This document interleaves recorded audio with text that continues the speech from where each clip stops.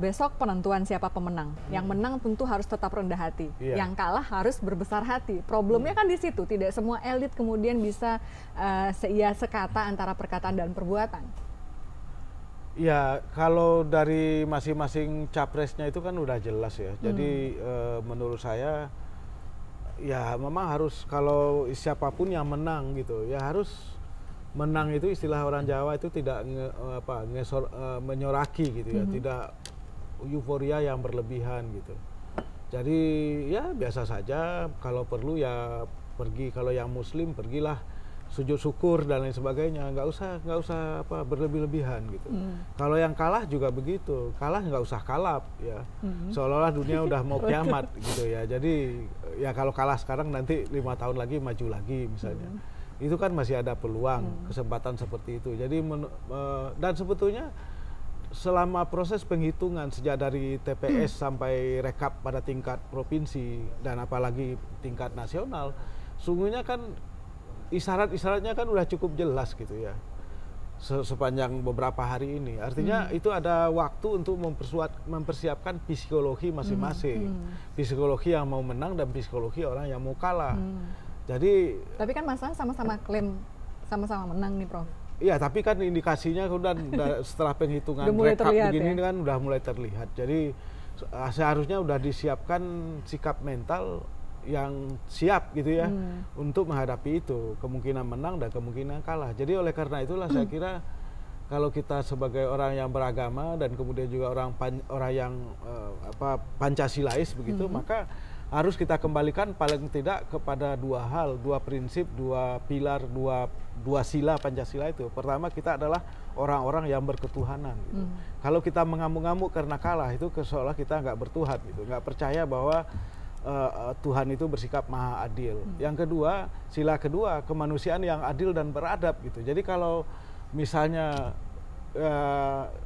kita kalah, ya tetap dikembalikan kepada manusia yang adil itu, yang adil dan beradab. Jadi kalau misalnya melakukan perusakan-perusakan, mengacaukan keamanan, merusak-rusak, maka itu tidak sesuai dengan sila kedua Pancasila itu, kemanusiaan yang adil dan beradab.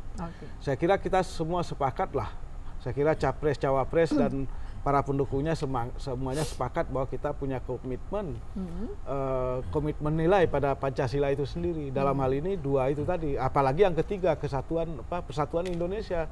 Jangan misalnya hanya karena mengejar kekuasaan seolah kekuasaan itu segala-galanya, sehingga kemudian mau mengorbankan persatuan Indonesia itu gitu. Jadi semuanya ini saya kira bisa dikembalikan ke situ, dan mudah-mudahan semua pihak yang terlibat dalam hal ini, kedua capres dan cawapres dan para pendukungnya, agar bisa menahan diri, baik menahan diri dalam kegembiraan maupun menahan diri dalam kekalahan gitu.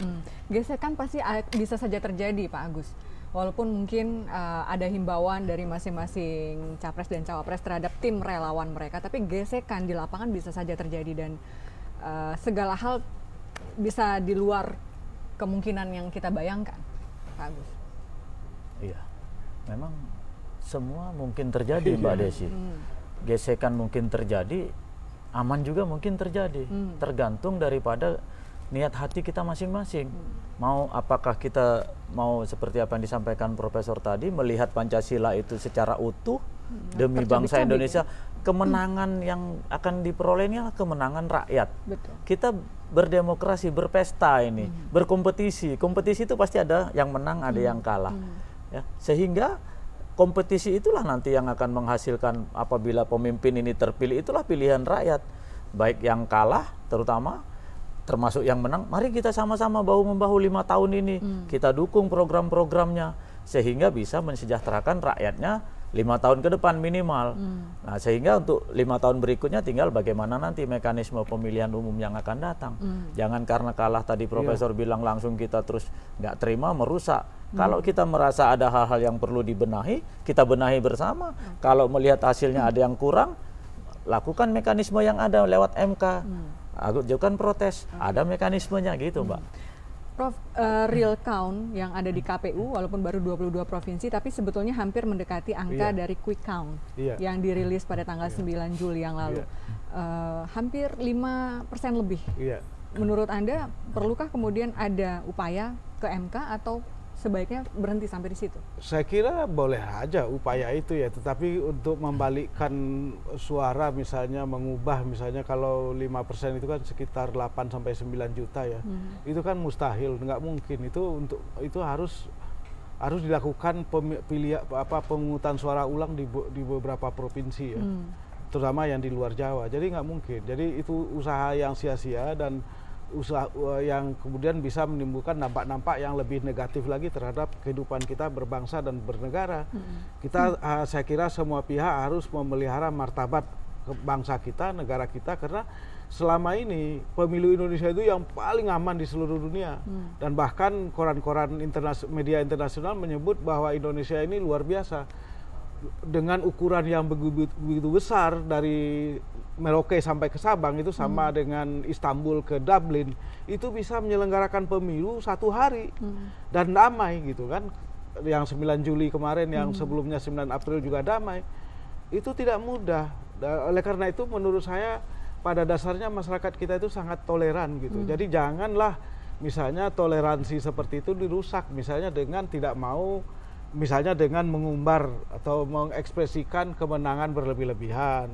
Kita ini harus toleransi, harus teposiliro. Kalau kalah juga begitu gitu. Jadi oleh karena itulah saya kira situasi yang sudah baik, nama baik Indonesia yang sudah begitu masyhur di tingkat internasional itu jangan dirusak.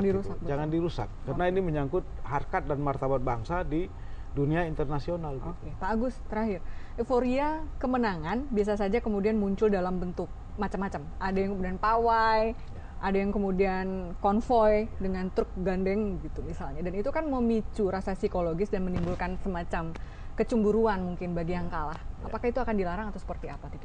Ya, kita sifatnya menghimbau ya. Tadi yang disampaikan oleh Prof sudah jelas, yang menang jangan terlalu berlebihan, yang kalah juga jangan terlalu berlebihan juga. Shocknya kita persiapkan lagi untuk 5 tahun mendatang. Ya, kita berharap di sini ya kita tunggu saja hasilnya besok seperti apa. Percayakan kepada KPU sebagai penyelenggara, penanggung jawab kegiatan daripada pemilu ini.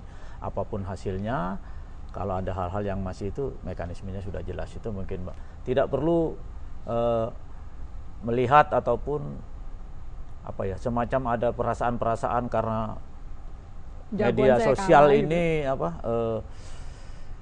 yang sudah tidak terkontrol lagi dalam urusan kehidupan kita ini. Ya memang kita juga tidak bisa mencegah karena semua orang bisa menyampaikan informasi, menulis apapun yang diinginkan. Kita tidak usah terprovokasi dengan isu-isu yang tidak bertanggung jawab.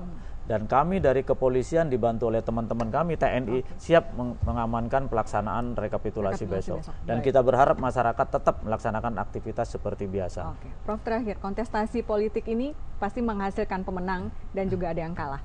Dan karena ini memang bulan suci Ramadan, sebentar lagi kita memasuki 1 Syawal. Apa himbauan? Iya, saya kira yang menang harus mengulurkan tangan untuk islah. Islah itu artinya rekonsiliasi, damai, menciptakan suasana yang lebih baik gitu ya. Jadi oleh karena itu dan juga apalagi ini menjelang Idul Fitri ya. Jadi harus siap memberikan pemaafan ya. Pihak-pihak yang selama ini mungkin merasa dirugikan ya selama pemilu itu ya membukakan pintu maafnya gitu. Sehingga memang untuk rekonsiliasi yang ditujukan untuk penguatan persatuan Indonesia itu pertama harus rekonsiliasi. Rekonsiliasi itu disertai dengan pemaafan. Dan kita bersyukur sekali bahwa kedua prasyarat ini sangat-sangat ada sekarang ini karena bulan Ramadan gitu. Ya kita tahu kan semua calon itu saya kira juga adalah orang-orang yang beriman. Dan orang-orang yang terbaik. Rekonsiliasi artinya juga membuka pintu koalisi. Iya, tentu ada perhitungan-perhitungannya, tentu ya. Kalau itu ya kita serahkanlah kepada mereka untuk mengatur. Yang penting itu jangan sampai dagang sapi, itu yang paling penting. Karena apa? Karena tugas ke depan itu sangat berat dan oleh karena itu saya kira jangan kemudian pemerintahan baru nanti itu merupakan hasil dari dagang sapi. Ini yang kita harapkan. Kalau sudah dagang sapi ya kemudian tidak bisa bekerja secara baik. Gitu. Oke, kita tunggu janji waktu kampanye ya, Iya. profesional Iya. yang akan hadir di situ. Terima kasih Prof, terima kasih Pak Agus untuk perbincangan kita pada malam hari ini. Dan saudara, demikian tadi dialog kami. Terima kasih atas perhatian Anda. Selamat malam dan sampai jumpa.